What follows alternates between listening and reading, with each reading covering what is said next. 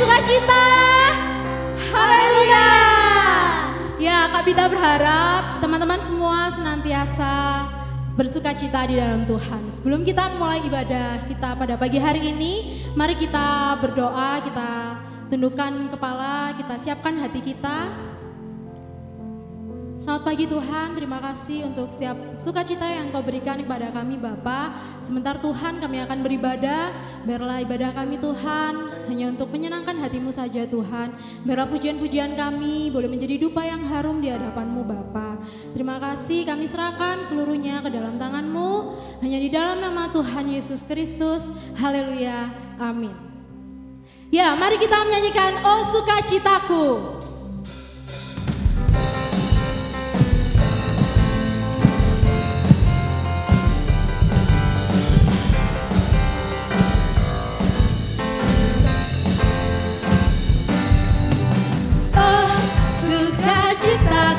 Pam pam pam pam sejak ku jumpa Yesusku. Oh sukacitaku, pam pam pam pam ku temukan juru selamat. Dia mengasihi aku, bahkan mati bagiku. Sukacitaku kini penuh. Padanya kita ke kanan dulu. Padanya aku berharap, pada Yesus sebelah kiri, padanya aku berserah, Yesus sumber kehidupanku.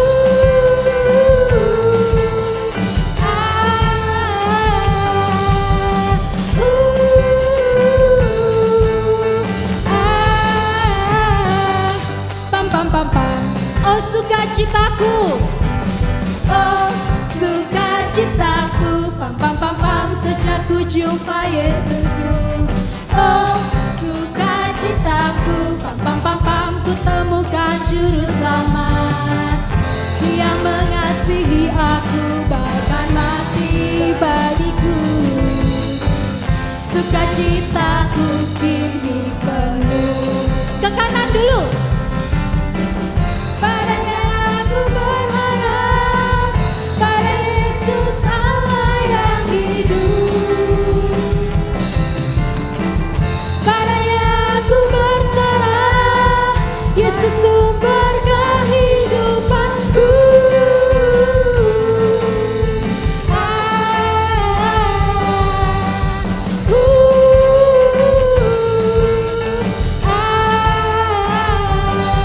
Pam pam pam pam.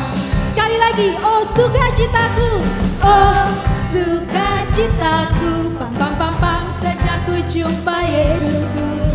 Oh sukacitaku, pam pam pam pam temukan juru selamat. Siapa yang mengasihi kita, bahkan mati bagiku. Sukacitaku kini penuh. Padanya aku berharap, pada Yesus Allah yang hidup. Sebelah kiri, padanya aku berserah, Yesus sumber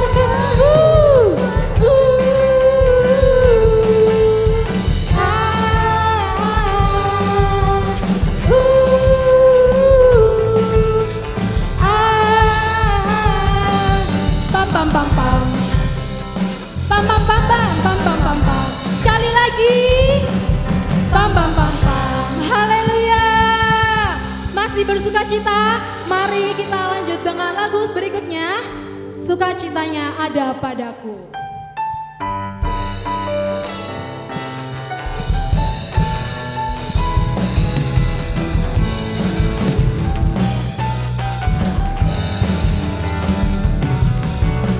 Sukacitanya ada padaku, kuasa firman-Nya, kuasa firman-Nya di dalamku,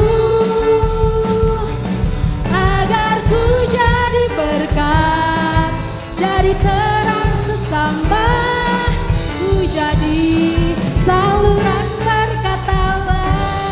Dalam perkataan, perkataan dalam tingkah laku.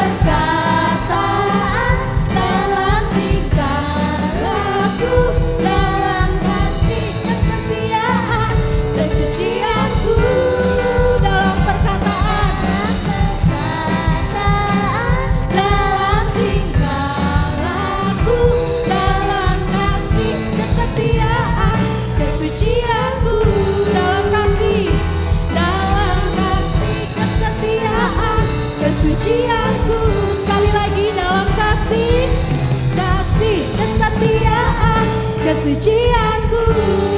Beri sorak-sorai buat Tuhan. Ya, kita mau datang ke hadirat Tuhan. Sebelum kita mendengarkan firman Tuhan, mari kita siapkan hati kita. Kita mau mendengar firman-Nya lebih dalam lagi, lebih lagi. Haleluya, Yesus, terima kasih. Ku siapkan hatiku Tuhan untuk dengar firman-Mu saat ini. Ku sujud menyembah-Mu Tuhan, masuk hadirat-Mu saat ini. Curahkan Tuhan, curahkan urapan-Mu Tuhan bagi jemaat-Mu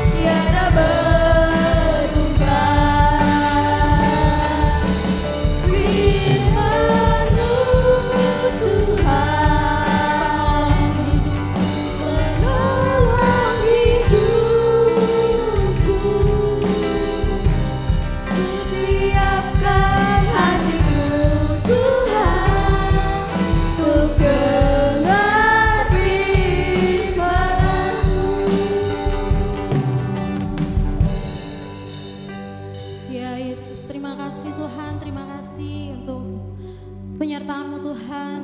Selama kami memuji menyembah Engkau Tuhan, sebentar Tuhan kami akan mendengarkan firman-Mu Tuhan. Engkau pakai Tuhan pembicara yang akan menyampaikan firman-Mu Tuhan. Kami buka hati kami siap mendengarkan firman-Mu hanya di dalam nama Tuhan Yesus Kristus. Haleluya, amin. Shalom anak-anak, puji nama Tuhan. Berjumpa lagi dengan Om Bambang pada pagi yang indah ini. Tadi kalian sudah memuji nama Tuhan dengan sukacita, dan pada saat ini kita akan bersama-sama mendengarkan firman Tuhan. Ya, firman Tuhan pada pagi ini ya, Om akan berikan tema kuat di dalam Tuhan. Ya, kuat di dalam Tuhan. Katakan, ayo sama-sama, kuat di dalam Tuhan. Ya, puji nama Tuhan. Om akan memberikan satu ilustrasi ya untuk menghantar cerita ini. Suatu saat ada seorang hamba Tuhan ingin mengajak anaknya untuk bersaksi ya. Kemudian si hamba Tuhan ini mengajak anaknya keliling kampung ya. Sepanjang jalan papanya ini atau hamba Tuhan ini dengan anaknya ini ya menjumpai banyak orang. Setiap orang yang dijumpai dia tersenyum, menyapa dengan ramah ya. Mereka menyapa, kemudian mereka memberikan kata-kata kekuatan, memberikan kata-kata penghiburan kepada orang-orang yang dijumpainya. Ya. Suatu saat dia sudah sampai ya mengelilingi kampung itu ya, dan pada akhirnya dia sampai di rumah. Ya. Kemudian anaknya bertanya, "Ma, tadi katanya ngajak saya itu tujuannya adalah untuk bersaksi, tapi mana Papa tadi kok gak bersaksi kepada orang-orang di kampung atau yang dijumpai?" Nah, anak-anak, papanya bilang atau hamba Tuhan ini katakan, "Loh, saya tadi sudah bersaksi." Loh, mana? Bersaksi kan menyampaikan kesaksiannya tentang apa yang terjadi. Ya, tapi papanya menjawab, "Anakku, ya, saya dari keluar rumah menjumpai orang pertama, orang kedua, ketiga dan seterusnya. Itu adalah satu kesaksian di mana saya menyapa, saya memberikan senyuman kepada mereka, kepada orang-orang. Itu adalah sebuah kesaksian. Ya, saya memberikan kata-kata penghiburan, kata-kata yang menguatkan. Itu adalah sebuah kesaksian, anak-anak. Ya, ini yang dikatakan hamba Tuhan tadi atau papa daripada anak tadi. Anak tersebut baru mengerti, oh begitu. Jadi untuk bersakti enggak seperti seorang pendeta yang selalu menceritakan firman Tuhan, tetapi dia bersaksi lewat kehidupannya. Anak-anak, ya, itulah bersaksi. Tidak hanya lewat bergembar-gemor dengan suara yang keras, tidak, ya, tetapi lewat sikap kehidupannya dia lakukan dalam kehidupan sehari-hari. Nah, dalam cerita pada pagi ini ada sebuah cerita yang sangat menarik dan kamu sudah tahu, yaitu tentang seorang anak budak yang pemberani, ya. Siapa itu? Adalah seorang anak budak ya dari Naaman. Kita tahu cerita Naaman disembuhkan dari sakit. Sakit apa, anak? Ya, Naaman disembuhkan dari sakit kusta. Ya, itu terdapat di dalam 2 Raja-Raja pasal yang ke-5 ayat 1 sampai 15 nanti dibaca. Ya. 2 Raja-Raja 5 ayat 1 sampai 15. Tapi Om akan bacakan ayat yang pertama ya.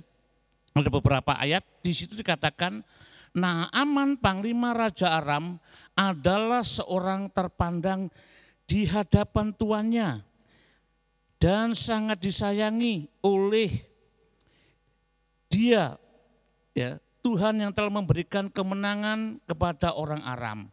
Tetapi orang itu seorang pahlawan tentara sakit kusta.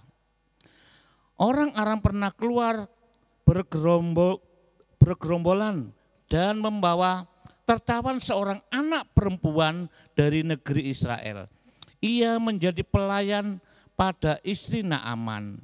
Berkatalah gadis itu kepada nyonyanya, sekiranya tuanku menghadap nabi yang di Samaria itu, maka tentulah nabi itu akan menyembuhkan dia dari penyakitnya.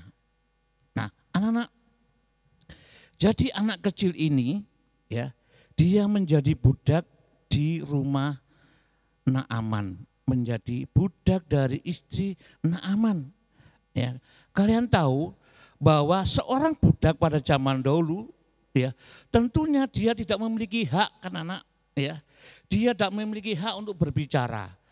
Kalau dia mau diberikan kesempatan berbicara, ya berbicara. Ya, yang jelas dia melakukan tugasnya setiap hari. Sebagai budak ia tidak mempunyai ya hak tadi. Dia tidak terkenal, ya. Bahkan dia menjadi tawanan, ya. Dia hanya melakukan satu pekerjaan yang diperintahkan oleh tuannya. Ya. Tetapi ya, kita tahu bahwa anak perempuan yang menjadi budak ini adalah anak yang pemberani. Ya. Memangnya sebelum dia melakukan sesuatu, tentunya dia pikir-pikir dulu. Sebab dia merasa dia adalah bukan siapa-siapa di situ. Hidupnya yang menentukan adalah tuannya. Oleh karena itu, ya, ketika dia mau menyampaikan itu, dia juga ada rasa sedikit khawatir. Jangan-jangan nanti saya dimarahi, jangan-jangan saya dibentak. Tetapi dengan tekadnya, karena apa anak? Karena dia adalah anak yang percaya kepada Tuhan, ya, dia tahu bahwa di muka bumi ini hanya Tuhan yang sanggup untuk menyembuhkan tuannya yang sakit kusta ini, yaitu Naaman. Ya, anak-anak, ya. Kemudian dia ngomong, dia berbicara dengan nyonyanya, ya. Dia katakan apa tadi di dalam ayat yang ke 3 tadi katakan, sekiranya tuanku menghadap nabi yang di Samaria itu, maka tentulah nabi itu akan menyembuhkan dia dari penyakitnya. Nabi yang di Samaria itu adalah yang disebutkan adalah Nabi Elisa yang ada di negeri Israel. Nah, tentunya ya, ketika dia ngomong sama nyonyanya itu, ya, jelas dia merasa juga, oh ini adalah kabar yang sangat baik. Ya, ini adalah berita yang sangat baik. Ya, biarpun di berita yang dibawa oleh seorang budak anak kecil ini, tetapi istrinya menyampaikan kepada Naaman. Nah, tentunya Naaman karena dia ingin sembuh, anak-anak, jelas menerima apa yang diperintahkan, apa yang disarankan oleh budaknya ini. Ya. Oleh karena itu dia sampaikan istrinya bahwa ya, di Samaria ada seorang nabi yang dapat menyembuhkan. Ya. Kemudian Naaman meminta kepada tuannya, ya, supaya diberikan izin untuk datang, ya, ke Samaria untuk menemui Nabi Elisa. Nah, tentunya anak-anak kita tahu, ya, lewat berita ini, ya, Naaman diberikan surat, ya, untuk disampaikan kepada raja di sana. Ya, tentunya ini, ya, bayangkan saja hanya anak budak yang tadinya tidak dipandang, ya, itu dipandang yang rendah istilahnya. Tetapi bayangkan melalui dia kata-kata yang sampaikan, melalui kepeduliannya kepada tuannya, biarpun ya kalau dipikir-pikir dia seorang budak, tentunya biar aja dia mati, biar aja dia kesakitan. Toh saya ya pokoknya hidup di sini, saya tidak mau tahu. Tidak, anak-anak. Budak ini biarpun berada di tengah-tengah musuhnya, dia peduli dengan keselamatannya. Karena dia tahu ada sesuatu yang membuat dia ingin menyampaikan ini supaya dia tahu bahwa dia adalah menyembah Allah Israel yang sanggup menyembuhkan orang yang sakit. Tuhan yang ajaib. Oleh karena itu anak-anak, ya, lewat berita yang disampaikan ini, ya, sampai Naaman kepada Nabi Elisha. Ternyata di sana oleh Nabi Elisha disuruh apa? Untuk mandi di sungai Yordan.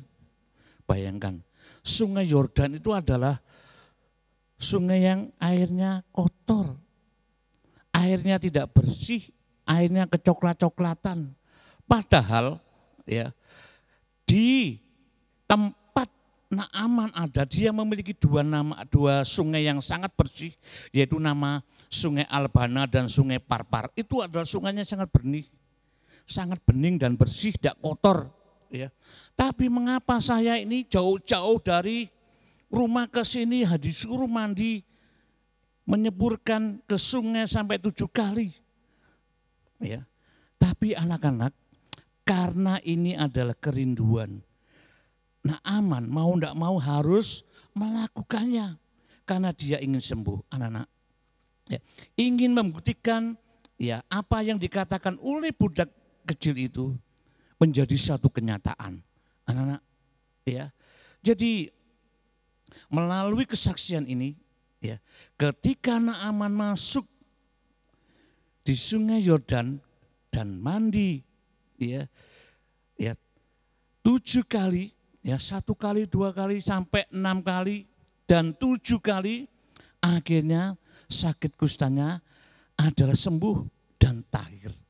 Nah anak-anak, ya, dari kesaksian ini, melalui cerita ini, ya, bisa mengambil kesimpulan, dan kalian juga bisa mengerti bahwa mungkin ini sama dengan kalian yang masih kecil.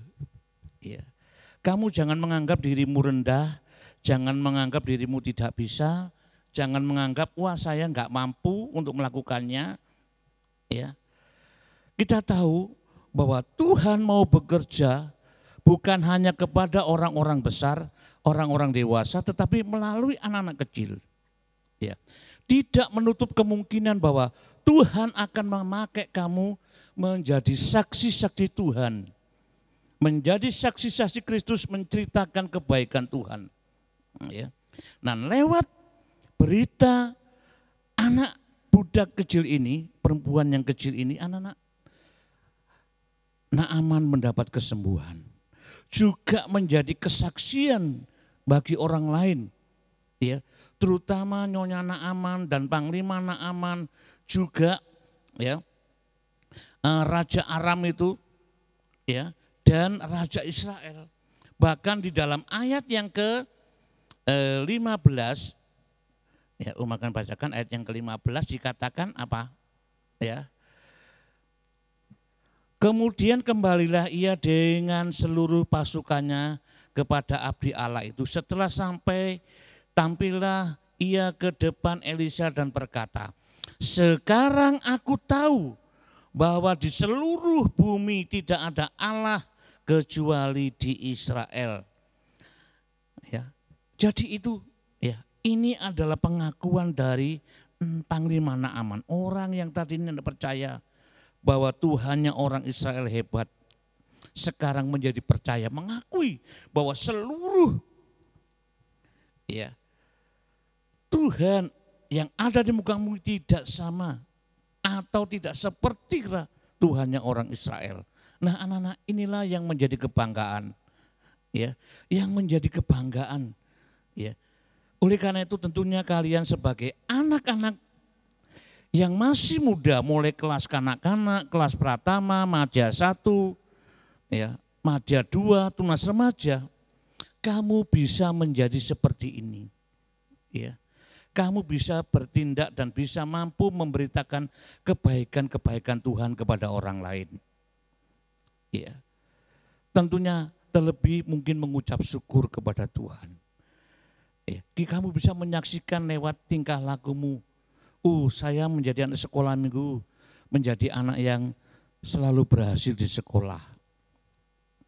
Ya, kamu suka membantu orang lain, membantu orang tua, ya, menyelesaikan tugas dengan baik, maka disitulah maka orang akan memuji kamu. Oh benar anak ini, karena dia anak sekolah minggu yang taat, dia rajin berdoa, dia rajin membantu, dia selalu menghormati orang tua. Itulah kesaksian anak-anak. Ya, oleh karena itu, ya, saat ini apapun keadaanmu, ya, diajarkan untuk menceritakan kebaikan Tuhan. Ya, bahwa setiap manusia itu berbeda, tingkat kehidupannya memang berbeda. Ada profesinya sebagai pekerja di kantor, ada sebagai kuli, ada sebagai dokter dan lain sebagainya, macam-macam. Tetapi ya, Tuhan akan pakai masing-masing orang dengan keadaan yang berbeda menjadi berkat bagi Tuhan. Ya, Tuhan bisa memakai apa saja, ya, memakai siapa saja untuk menjadi alatnya, menjadi apa, saksinya. Oleh karena itu, ya, lewat cerita pada pagi ini, mengimbau, biarlah kamu jangan malu untuk bersaksi, menceritakan kebaikan Tuhan kepada orang lain, terutama kepada keluarga yang ada di rumah. Ya, itu adalah satu hal yang sangat luar biasa, yang Tuhan nantikan bagi setiap kita menjadi anak Tuhan, yang mau dipakai Tuhan dimanapun kita berada. Amin. Ya, kita mau seperti anak budak dari Israel ini, biarpun di tempat pembuangan, dia merasa, ya, mungkin merasa awalnya merasa sakit hati, merasa susah, merasa tidak ada harganya, tetapi di tengah-tengah itu dia ingin, ya, membuktikan di tengah kesusahan dan ada keadaan apapun, dia bisa dipakai Tuhan untuk kemuliaan bagi nama Tuhan. Ya, oleh karena itu anak-anak, ya, kita mau pergi dan mau memberitakan, ya, kabar yang baik ini, karena kerajaan surga sudah dekat. Ya, seperti ayat mas kita pada pagi ini. Ya, ayat mas untuk anak kecil itu terdapat di dalam Matius pasal 10 ayat yang 7. Ya. Untuk anak kelas kecil, yaitu ayat masnya dalam Matius 10 ayat 7 mengatakan, pergilah dan beritakanlah kerajaan surga sudah dekat. Untuk anak-anak yang kelas besar, Madya 1 dan 2 remaja, terdapat di dalam Mazmur 9 ayat 2b. Ya. Ayat masnya dikatakan, ya, Mazmur 9 ayat 2b dikatakan, aku mau menceritakan segala perbuatanmu yang ajaib. Ya. Jadi ketika kamu ditolong oleh Tuhan, beritakanlah itu kepada orang lain, perkara-perkara yang ajaib, sehingga orang lain menjadi percaya kepada Tuhan. Anak-anak, ya, bahwa siapapun tadi, apapun keadaan kita, Tuhan mau bisa memakai kita sebagai alatnya. Oleh karena itu biarlah kita mau belajar untuk peduli kepada orang lain, memiliki kasih kepada orang lain. Kita jangan malu dan jangan malas untuk menceritakan kebaikan Tuhan kepada sesama kita, kepada orang lain, ya, sehingga orang lain mendapat berkat sama dengan kita, ya. Amin. Puji nama Tuhan. Biarlah firman Tuhan pada pagi ini memberkati kita semua. Nanti kamu akan melihat ada sebuah video, ya, nanti akan diputar. Ini adalah tentang kisah daripada anak ini, ya. Dan jangan tutup, tapi nanti akan diputar, ya, setelah firman Tuhan ini. Ya, puji nama Tuhan. Kita akan berdoa, biarlah kita menjadi anak-anak yang berhasil, menjadi anak-anak yang mau dipakai oleh Tuhan. Ya, amin. Mari kita akan berdoa bersama-sama. Tuhan Yesus, kami bersyukur dan terima kasih buat firman-Mu pada pagi ini Tuhan. Engkau mengharapkan kami menjadi saksi-saksi-Mu Tuhan, menjadi saluran berkat Tuhan, dan kami ingin menjadi orang yang peduli dengan teman kami, dengan saudara kami, dengan keluarga kami Tuhan, dengan orang lain yang sedang menuju kebinasaan Tuhan. Jadikan kami sebagai saksi-saksi-Mu Tuhan dimanapun kami berada Tuhan, supaya orang lain percaya bahwa Engkau Allah kami yang kami sembah, sanggup untuk menyembuhkan, sanggup untuk menolong segala kesusahan kami. Terima kasih Tuhan, terima kasih kami berdoa Tuhan. Baik teman-teman kami, Tuhan yang kami selama ini belum bertemu muka dengan muka, kiranya Engkau berkati teman-teman kami dimanapun mereka berada, berikan kesehatan, kekuatan yang dari Engkau. Demikian juga kami berdoa bagi guru-guru sekolah minggu kami, Tuhan, hamba-hamba Tuhan, yang Bapak Ibu Pendeta, GBDI Maranatha, Engkau berkati Tuhan, supaya nama-Mu dipermuliakan. Terima kasih Yesus, terima kasih. Inilah Tuhan seruan doa kami pada pagi yang indah, dan kami percaya Engkau sudah mendengar dan menjawab doa kami. Di dalam nama Tuhan Yesus Kristus. Haleluya. Yang percaya katakan amin. Puji nama Tuhan.